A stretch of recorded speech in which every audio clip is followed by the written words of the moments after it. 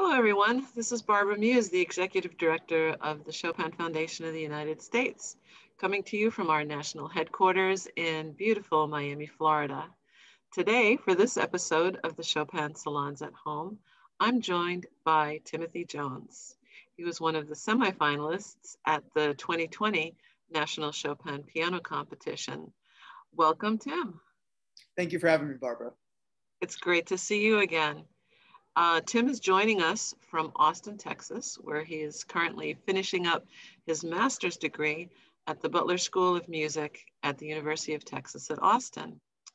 So it's been a little bit over a year since you were able to join us here in Miami. And, you know, in some ways it feels like it was just yesterday. And in other ways, I think we've all lived a lifetime since then. So tell us a little bit about what you've been up to and what this last year has been like. Yeah, it's hard to believe that like at one point a bunch of people were able to fly to one location, all be in the close proximity to one another and fly out. That seems pretty much impossible nowadays. But I'm really glad it happened. Got our foot in the door with the whole competition and everything. It was a wonderful experience. COVID had me kind of rethinking where I needed to improve myself as a musician.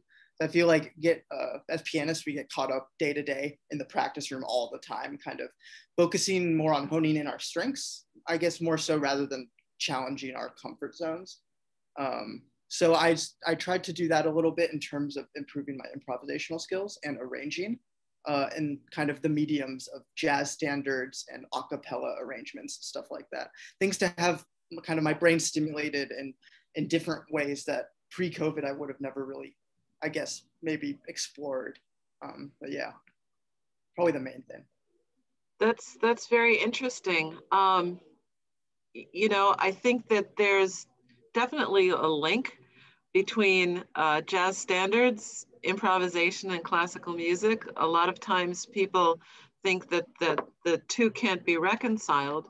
But if you really think about it, all of the romantic composers, certainly Chopin, we know from firsthand anecdotes that he was quite the improviser. So I think a lot of the, you know, the skills required to improvise, the colors that you get to explore, and the spontaneity definitely can cross over and enhance a classical musician's you know, experience, like technique and musicianship.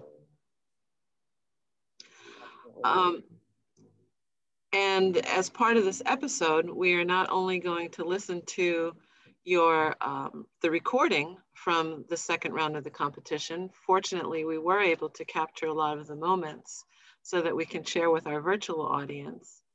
But I've included some links to your a cappella arrangements, which I thought were very interesting. And of course, the usual fun fact that people can see at the end. So what else, Tim? You're going to finish up your master's degree, and then what comes after that? I'll be continuing on with my DMA degree at the Butler School, studying with Anton Nell, who's just been an endless source of inspiration for me over the past few years.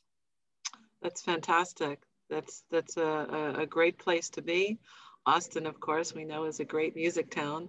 Yeah. So I wish you all the best. Enjoy all forms of music that comes your way. And I'm going to sign off for now and let the music do the talking. So I hope everyone continues to stay safe, stay healthy, and enjoy Chopin. Bye for now.